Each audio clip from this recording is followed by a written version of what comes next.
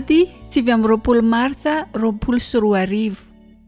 Alahady fahadimy amin'ny Karemy izao alahady izao ary mbola iombonantsika amin'ny lohahevitra hoe miverena amin'ny Tompo Andriamanitra ao. Alahady iombonantsika vavaka eto amin'ny MKMB.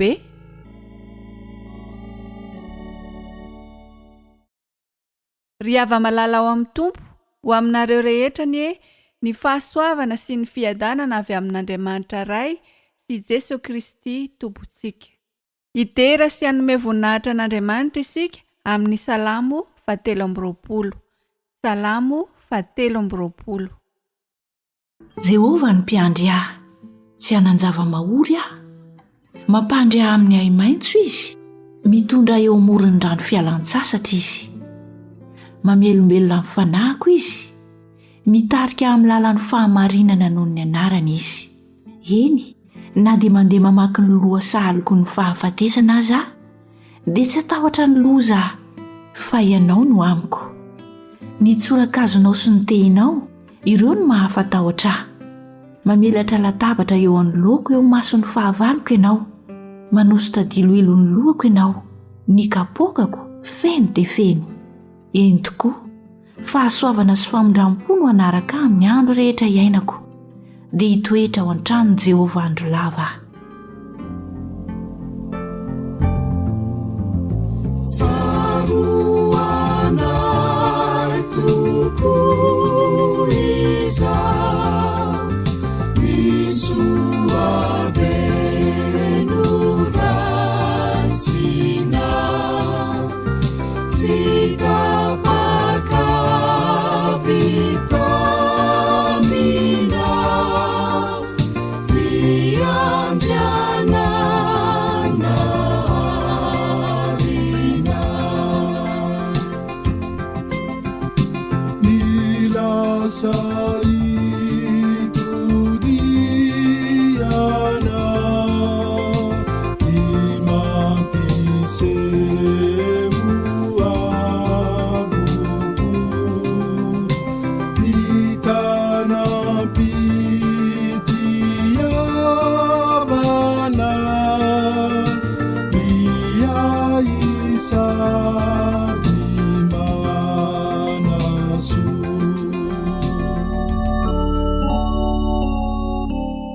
Ry Andriamanitra Ray zanaka rehefa masinao Andriamanitra ay amin'ny alalan'i Jesosy Kristy Tompo, ilay tompon'ny tompo sy mpanjakan'ny mpanjaka, ilay Andriamanitra be voninahitra, manjaka amin'ny tany sy ny lanitra, tompon'ny fahefana rehetra, tsy misy tahaka anao na any an-danitra na ety an-tany, fa anao ny fanjakana, anao ny hery, anao ny voninahitra, nefa anao hatramin'izay ka ho mandrakizay.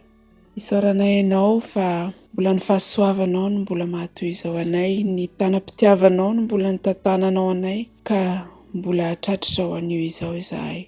Mbola afaka manandratra ny feonay eo anatrehanao, mbola afaka manandratra ny fisaoranay eo anatrehanao. Menao tombonandro, fahasalamana, hery tanjaka, dia fitahiana avy aminao izany rehetrarehetra izany, ka isaoranay indrindra ny anaranao. Mbola tazominao amin'ny tady mazaka ny fitiavanao izahay, ka mbola tahaka izao. Tsy hainay ny tsy hisaotra Tompo, ary raha ny fisaorana tsy voatanisa Tompo, fa enoy ny fonay izay manandratra izany fisaorana sy fankasitrahana izany eo anatrehanao. Eny Tompo, misaotra ny amin'ny ireo mpiray tanindrazana aminay, ny mpiara-manompo aminay, misaotra ny amin'ny fianakavianay rehetra izay mbola arovanao ankehitriny. Tsy hainay tokoa ny angina Tompo, manoloana izany fitahiana sy ny fitantananao ary ny fiarovanao anay izany. Ankehitriny ihany koa Tompo, dia manoloana izany fitiavanao izany, manoloana izany fahalebiazan'ny voninahitrao izany, dia mahatsiaro fa tsinotsinona tokoa izahay. mahatsiaro fa maloto molotra eo anatrehanao, maloto fo eo anatrehanao, tsy mendrika ny antso ny anaranao, tsy mendrika ny atao hoe zanakao, tsy mendrika ny idiranao ambany tafitranonay akory izahay, tsy mendrika ny ameny fehikapanao, kanefa ho ianao amin'ny haben'indra fonao, izay manantona ahy tsy mba ho lafiko mihitsy, fa ny votoritory sy mangorakoraka dia tsy mba hataoko tsinotsinona. Sambatra izahay manana anao, Andriamanitra tsy mitahiry fahatezerana ianao, sambatra izay manana anao fa tsy mijery any araka ny fahotanay sy ny fahalemena ianao, fa mamindra fo ary vonona mandrakariva ny amindra fo aminay raha miverina aminao amin'ny votoritory sy mangorakoraka izahay. Ko ankehitriny ara Tompo dia maneho ny fifonana ary mibebaka sy mitalao famindrapo eo anatrehanao izahay. Mino anefa izahay fa raha amin'ny fonay tokoa no hibebahanay eo anatrehanao, dia mino izahay fa mamela heloka ianao ary mamindra fo ka manafaka anay amin'ny fahotanay rehetra. Izany ny fanantenanay Andriamanitra, izany no hifalian'ny fonay, fa raha mibebaka tokoa izay dia matoky sy marina ianao ka manafaka anay amin'ny faharatsiana rehetra. Isaoranay ianao ihany koa fa mbola meonao anay izany fotoana hibebahanay izany. Jerevo ny fonay, amboary araka ny haben'indra fonao, mba amin'izao sisa izao araka ny teninao dia tsy hanota intsony. Raiso ary Tompo izany vavaka izany izay azo sandratra amin'ny anaran'i Jesosy Kristy, ary ataonay ihany koa amin'ny fampiraisana ny fanahy masina, ho anao irery ny dera sy ny laza, ny voninahitra, fa ho anay kosa ny fiadanana sy ny famelan-keloka mandrakizay. Amen.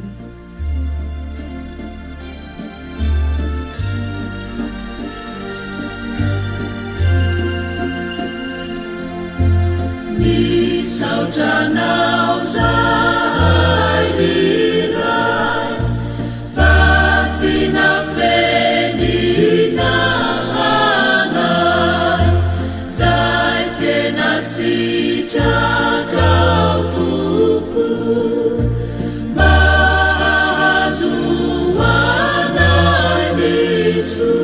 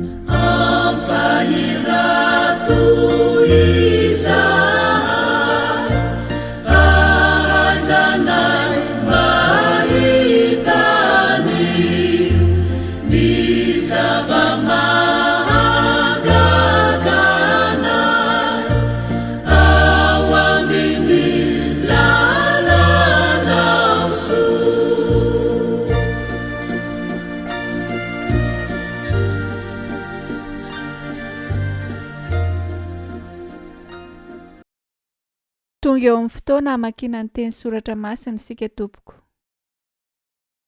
2 Chroniques, chapitre 30, versets 1 à 9. Ézéchias envoya des messagers dans tout Israël et Juda, et il écrivit aussi des lettres à Éphraïm et à Manassé pour qu'ils vinssent à la maison de l'Éternel à Jérusalem célébrer la Pâque en l'honneur de l'Éternel, le Dieu d'Israël.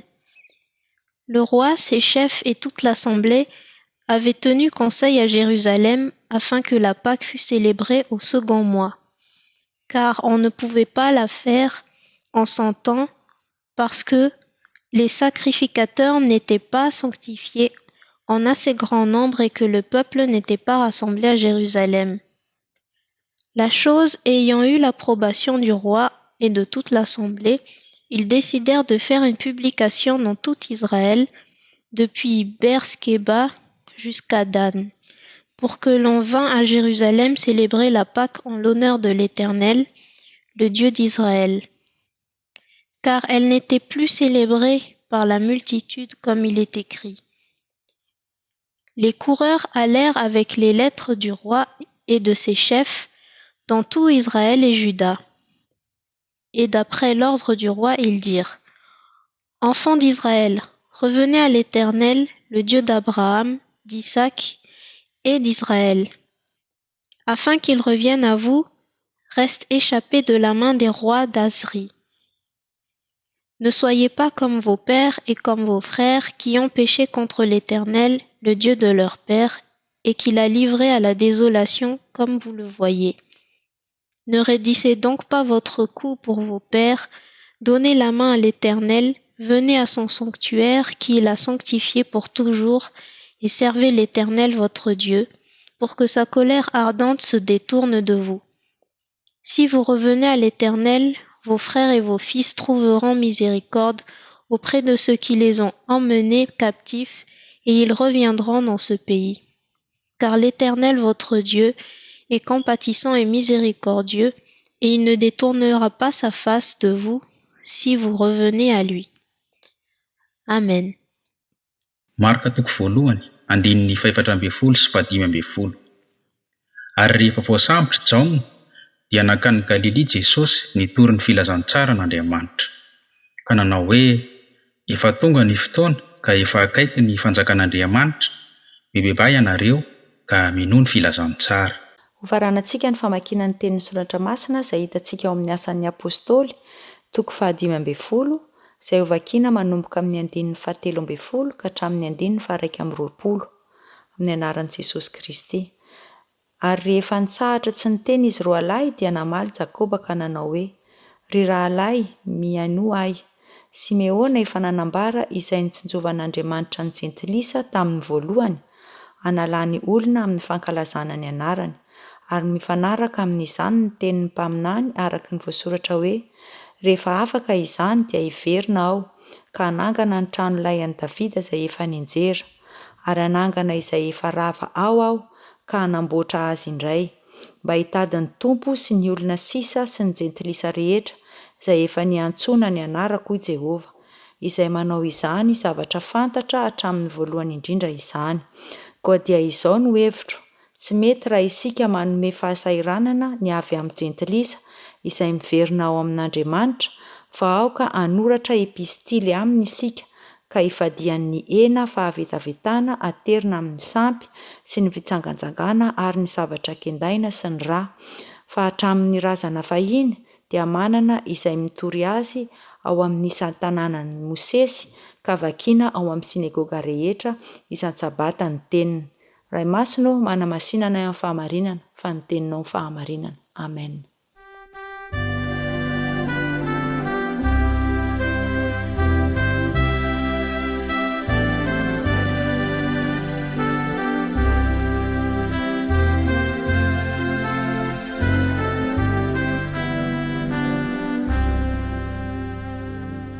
Rehefa malala, ampitomboana amintsika hatrany ny fahasoavana sy ny fiadanana avy amin'Andriamanitra raintsika sy Jesosy Kristy Tompo. Faly miaravantsika rehetra mianakavy finoana izay miparitaka isan-tokantrano manaraka izao fitaovavahana en ligne izao. Na eo aza ny elanelana sy ny olana maro samihafa dia tsy ataontsika mahasakana amin'ny fandrenesana ny tenin'Andriamanitra izany.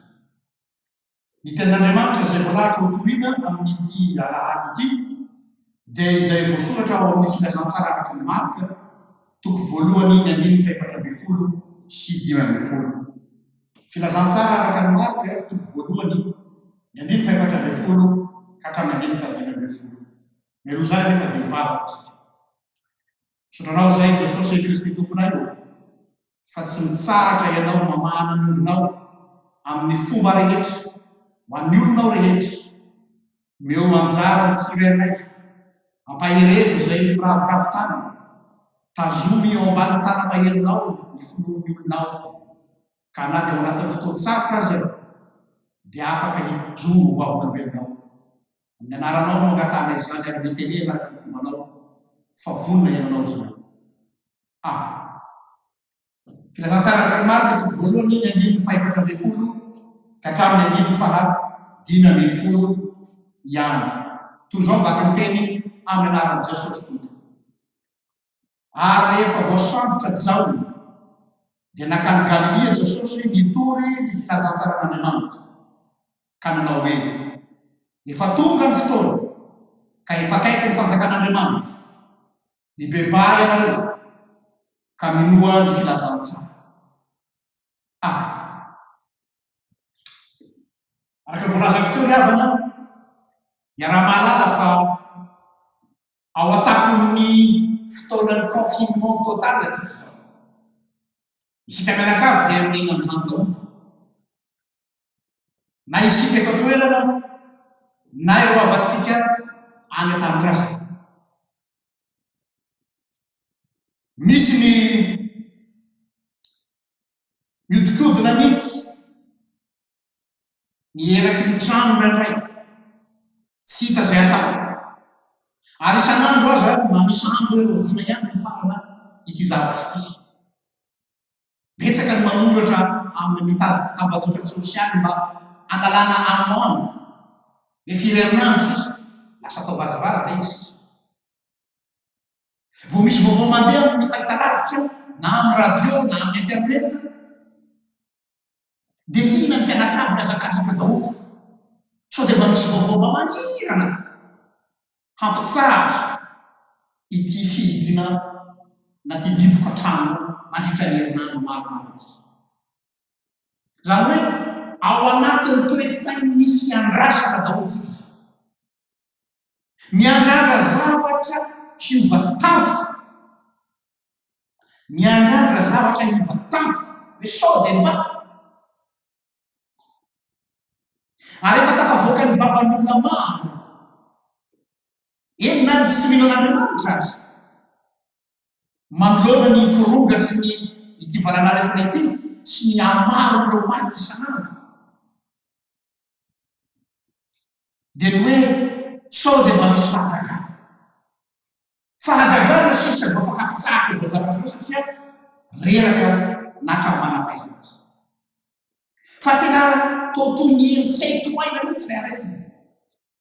Araka izany dia tena tandrify tsara antsika manona zavatra ilatsika izao ty hiperopa anjaratsika nao ity.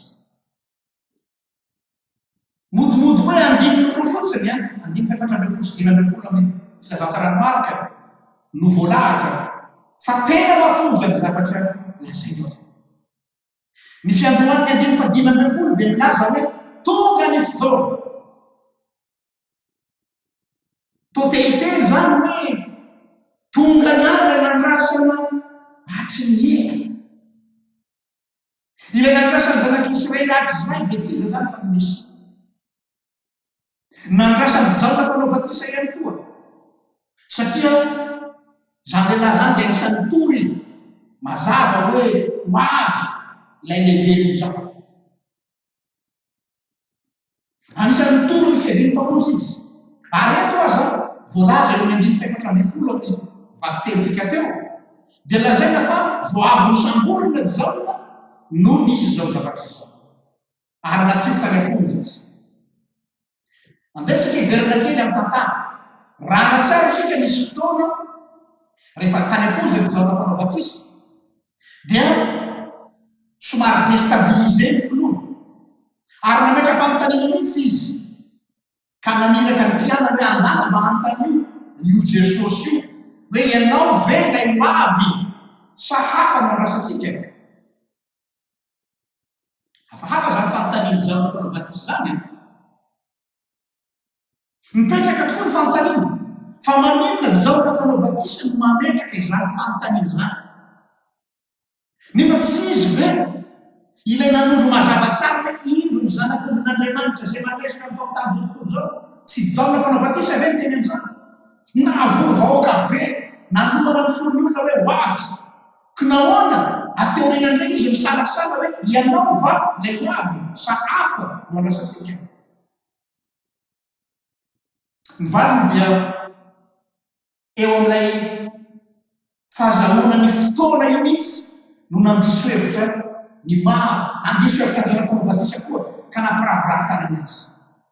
Zany nahatonga an Jesosy nanafatra ny iraka jaona hoe zao ka zao azy mandeana nareo ka mbarao amin'ny jaona izao renareo sy hitanareo zao mahiratra ny jana afaka ny mandrindra diovina ny boka malady ny marena atsangana ny maty ary ny malahelo hitoriana ny filazantsara ary sambatra tsindrina tsara sambatra izay tsy tafitohina noho ny amiko.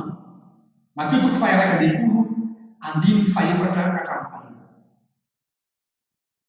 Nanantena angamba ny jaona manabatisa hoe tena isy fotoana tonga dia miavaka be tonga dia misao ohatra le teneko teo hoe ohatrantsika le manantena isy vao voatantika hoe resy le coronavirus.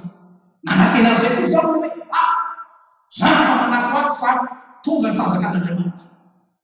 Nanantena izy hoe isy zavatra goavana tonga dia mifarana ary mieritreritra koa fa tsy mety mbola evoaka ny fonja satria Jesosy Mesia. Hoe isy zavatra mipoka be hoy ny fomba fitenitsika hoe ny zavatra mipoka nefa zay reny toa tsy misehoseho le Mesia nandrasany toa tsy nandrobaka fitondrana hampanjaka ny fanjakan'Andriamanitra ety an-tany satria zay tao an-tsainy olona. Satria raha tarafina amin'ireo zavatra zay nitany sain Jesosy jereo tsara no zavatra nitany sain Jesosy amin'ny Mateo 5:1 reo indrindrandrindra ilay teny farany teo hoe sambatra zay tsy ho tafitohina no mianjo toa miteny ampolaka ihany Jesosy zany hoe angamba tsy araky le zavatra nampozinao hoe jaona ny zavatra zay ataoko tsy araky ny zavatra nandrasanao hoe tafitohina ve ianao. Eny koa raha tipazana maso kely ny zavatra zay notoriny dia toa filazana fitsarana rehefa niteny janam-panabatisa hoe tena ho avy izy fitsarana no natena iny faharavana no tena nibana tao am-pony rehefa niteny tamin'ny olona izy hoe ho avy ny Mesia. Eto nefa ny zavatra asaina tanterina any amin'ny janam-panabatisa zavatra mahafaly filazantsara marasitra fanafana fitoriana filazantsara tsy zay no nantenaina fitsarana ho an'izay Kristy nantenaina ary tsy magaga zany fihetsiky janam-panabatisa zany fa ohatrany zany any koa ny tao amin'ny jona tsy jaona fa ijona tao amin'ny testamenta taloha raha tadidinareo ny rahan'Andriamanitra hoe andana mbarao amin'ny Ninive ny fahotana fa raha tsy bebaka izy dia ho arivaka. Ijona ne matoa nalaina ny andeha tsy hoe amin'ny tory tsy zay loatra fa ozy hoe fantatro Andriamanitra io fa raha mibebaka reo dia tsy ho tanterahan'indray ny fandringanana. Ary dia nakatoerana ny lehilahy tena eny tapoka voana manao tazan-davitra ny tanàna ny Ninive hoe ho hitapeto ny fomba andringanan'Andriamanitra ny tanàna io. Kinanjo ilay alipapa mba namboary mba hielofany maina fa nisy biby mihinana tezitra tamin'Andriamanitra jo maninona ny fahasambarako mba mpijalinao zao anao ao faty sy ny sisa manao grevy lela dozy Andriamanitra hoe io aza mahasamotiny anao mainka fa niain'ireo vahoaka ao Ninive zay vao azo jona mekay ve zay ny fanjakan'Andriamanitra ka ny filazan'i Jesosy fa efa tonga ny fotoana sy hoe efa kaiky ny fanjakan'Andriamanitra dia maneo fa eo amin'izay misy amin'i Jesosy dia eo koa ny fanjakan'Andriamanitra. Eo amin'izay misy amin'i Jesosy dia eo koa ny fanjakan'Andriamanitra. Ao amin'ny teny Jesosy io dia sady manambara toerana sy fotoana hoe tonga ny fotoana ary toerana efa kaiky zany hoe espace et lieu et temps zafady zany hoe tontolo feno zany temps et espace zany tontolo anankiray ka tsy afaka mieritreretan'olona azy hoe fanjakana mbola andrasana hidina avy any an-danitra miretirety ho avy aoriana toy ireo mivoy ny toetsaina millénariste inona moa le millénariste ireo zay milaza fa hisy fanjakana ny fotoana izay anjakan'i Jesosy sy ny mpianany hiriaria eto tany dia zay vao tonga fitsarana misy mino zany a. Fa eto dia Jesosy dia nampitandrina ny mpianany amin'izany indrindra. Any amin'ny Luka 7:20, andiny fa 1:23. Luka 7:23 misy an'izao hoe amin'ny anaran'i Jesosy. Ary ny olona tsy hanao hoe indro ety na ery fa indro fanjakan'Andriamanitra dia aiza izy ao anatinareo. Ary ny olona ilaza aminareo hoe indro ery indro ety nefa aza mandeha ianareo na manaraka azy. Izay moa tsy ny mahadiso amin'ny Jaona Mpanao-Batisa. Nieritreritry izy fa ity Jesosy ity dia anana fanjakana manokana amparalelina amin'ny fanjakan'ny Romana. Ary fanjakana io hidina andrava ny fanjakana misy ka hanorina fanjakana vaovao. Ary dia nieritreritry Jaona Mpanao-Batisa fa tsy aharitra ela aokonjy izy fa ho avy ilay Mesy. Zay na tonga ilay fanontany hoe ianao va ny andrasana sahafa mampiasatsika. Ary isika koa tratra amin'izany alay-panaty hanava-tena eto amin'izao tontolo izao dia eny amin'izao androntsika izao sahady. Hitsika hoe ho avan'Andriamanitra mitaza amin'izao tontolo izao hiavaka sahady. Izany ohatra mahatonga ny fiverimberenan'ilay fanontanian'ny olona, fantany fametrakan'ny olona hoe maninona no avenan'Andriamanitra mahazo vahana sy lako ratsy eto an-tany. Zay foana moa fanontaniantsika. Isika mantsy efa teo tonga aona zany aminay hoe tokony hombotana amin'ny tsipahafary. Saronareo ngamba ny fanoharana nataon'i Jesosy io ny amin'ny vary sy ny tsipahafary. Ao aloha Jesosy any Mateo 7:10, andiny 7:30. Aoka hiara-maniry izy roa ambara-piavy ny fararano, ary amin'ny fararano dia holazaiko amin'ny kijinja hoe ambony aloha ny tsipahafary ka ataovy amboarany ka hodorana, fa ny vary dia ataony ho an'ny tsotra. Amen. Zany hoe miara-mifanosina, miara-mifangaro eto amin'izao tontolo izao. Ny fanjakan'izao tontolo izao sy ny fanjakan'Andriamanitra tsy misaraka fa miaraka. Ary io no diso hevitra ny Jaona Mpanao-Batisa. Mieritreretina hoe fanjakana anankiroa mifanandrina. Fanandro Jesosy hoe ao miaraka ao izy. Fa mbola ho avy ny fotoana izay tena hanavahana azy amin'ny lazain'ny soratra masina ny fotoana vokatra. Ary tena mahazendana sy mahavarina ny avana azy abody. Matetika aza ilay tsipahafary rehefa miara-maniry ny vary sy ny tsipahafary misongadina tsara tarehy kokoa ilay tsipahafary, mamelana be raviny be par rapport amin'ilay vary somary rinindrinitra. Zany hoe vao mainka ohatrany latsaka zany ilay vary. Fa natohina ny fahatsarany tsipahafary io amin'ny farany ny voa ihany izy Jesosy fahafantarana ny azo. Mandoka ny tsipahafary, manitona ny tsipahafary fa tsy misy voa. Hiavaka ho azy eny. Tsy mila vanana koa, hiavaka ho azy eny. Zay an'Andriamanitra sy tsy azy. Jereo tsara ny dinamika ny teksta atsika eto eo amin'ny 5:10. Satria efa tonga ny fanjakan'Andriamanitra ka lasa akaiky, zany lasa manakaiky atsika zany.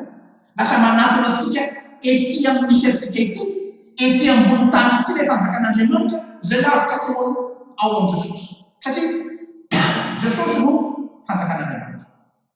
Koa dia lasa nisy fiatraikany amin'izao tontolo izao ny fanatona ny fanjakan'Andriamanitra eto.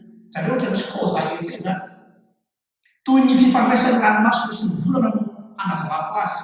Hoe efa kaiky ny tonga ny fotoana, efa kaiky ny fanjakan'Andriamanitra, koa dia koa azo tanarao hoe satria efa kaiky Jesosy dia misy vokany zany.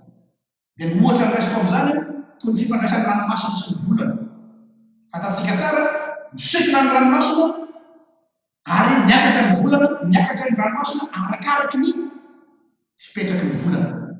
Arakaraky ny fipetraky ny volana misy fiatraikany amin'ny ranomasina zany. Dia toy izany koa ny zavatra sary hitako eto amin'ny 5:10 sy 5:10 eto.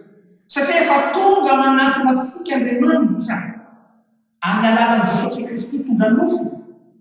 Dia izany fanatonany antsika izany no miteraka fibebahana sy finoana ny filazantsara. Zany hoe tsy mahay mibebaka ny olona, tsy mahay minoana Andriamanitra, zany hoe ratsy Andriamanitra no manatona azy.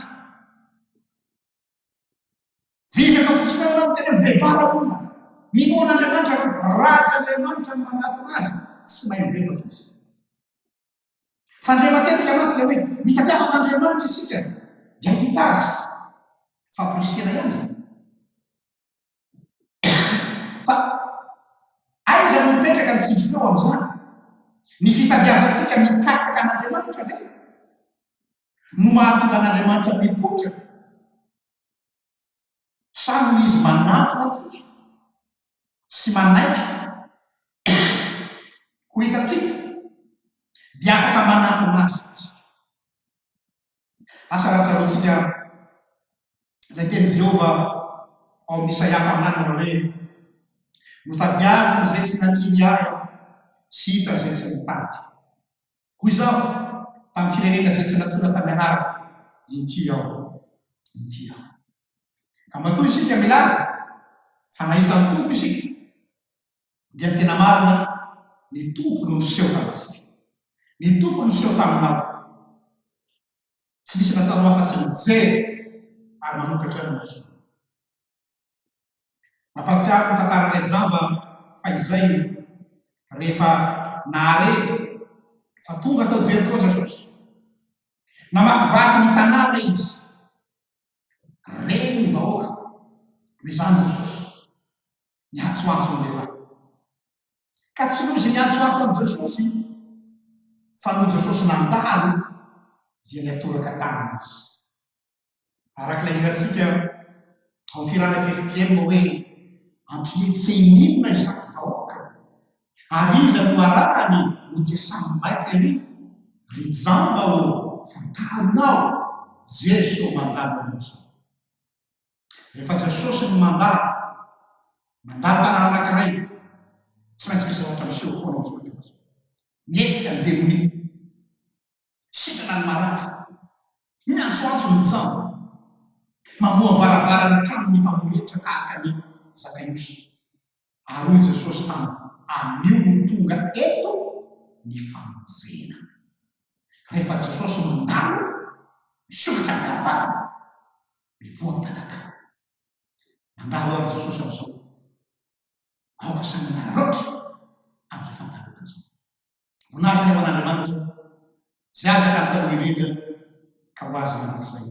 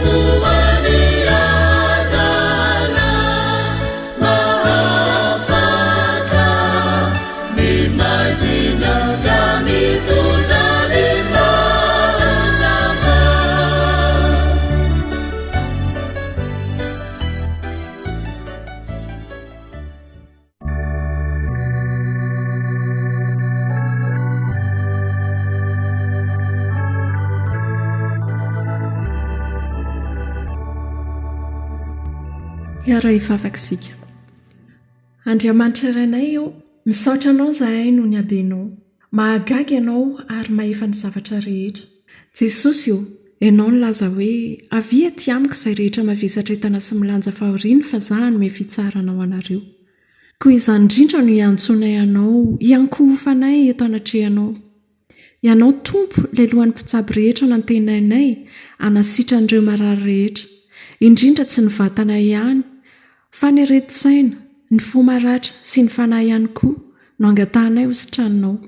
Fa fao ny tahotra sy ahia rehetra eo aminay. Omeo hery zahay mba hahafahanay miatrika ny fiainanay andavanandro amin'ny tsakany sy andavany. mangataka aminao kosa izahay mba ho fenonao hery satria tsy mahefa na inona na inona eo anatrehan'ny zavatra misy. Ny mpitondra tolory saina ary tario ahatotosany adidiny sy amandraikiny. Ny fianakavian'ny marary sy ny mpitsabo omeo hery sy tanjaka. Ny vatanay, ny fonay marefo ampaherezo. Tsy mba mahay mankahary teny izahay Tompo, fa velombelomo kosa amin'ny teninao. Ampiatsaivo isan'andro ny olonao fa hery ho an'izay rehetra mitady ianao ary rano velona ho an'izay mangetaheta.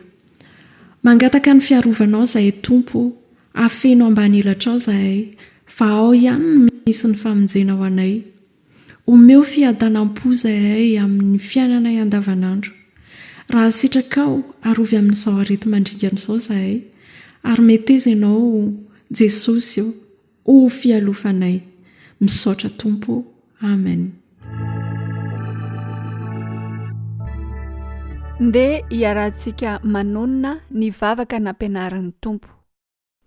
Rainay izay any an-danitra, ho amasinina ane ny anaranao, ho tonga ane ny fanjakanao, atao ane sitraponao ety an-tany tahaka ny any an-danitra. Omeo anay anio izay alina sahaza ho anay, ary mamelany elokay tahaka ny namelanay izay meloka taminay. Ary aza mitondra anay amin'ny fakapanahy, fa manafanay amin'ny ratsy.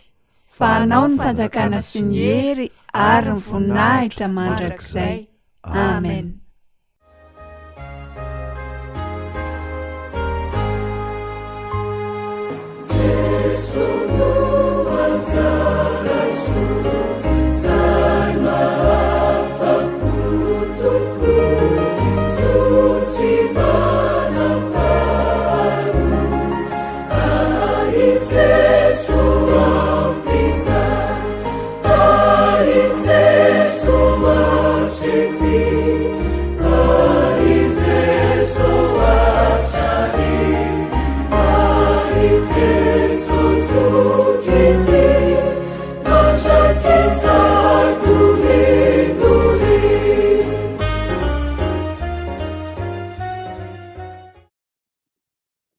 Hitahy anareo any ny Tompo ka hiaro anareo. Hananatra ny tavany aminareo ny Tompo ka hiantra anareo. Hampamirapiratra ny tavany aminareo ny Tompo ka hanome anareo ny fiadanany. Narandriamanitra raisiny izany avy.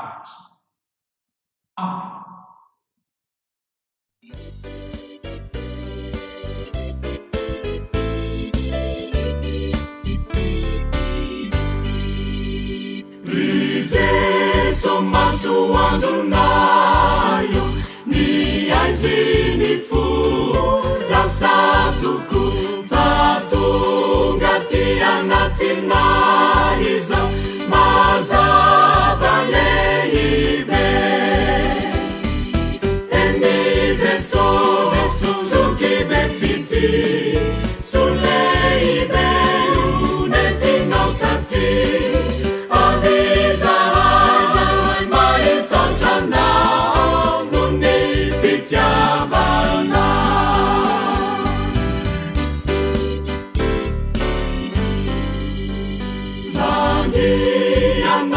tukachanu gamenajeri kaudisila mifumba haitandanganu zaitibasichaka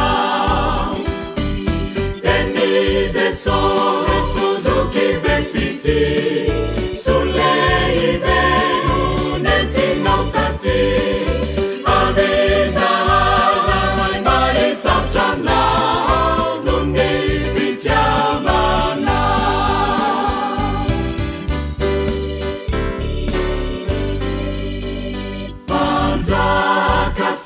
dananayo ekenatuku nielina nisabachini firenena hata fangadiza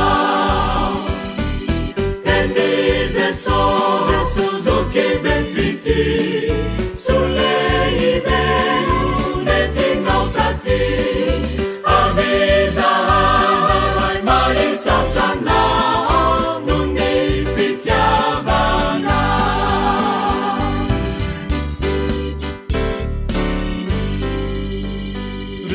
Jesu tompo tianayo misaotrana zahaiza vahenikany asoavana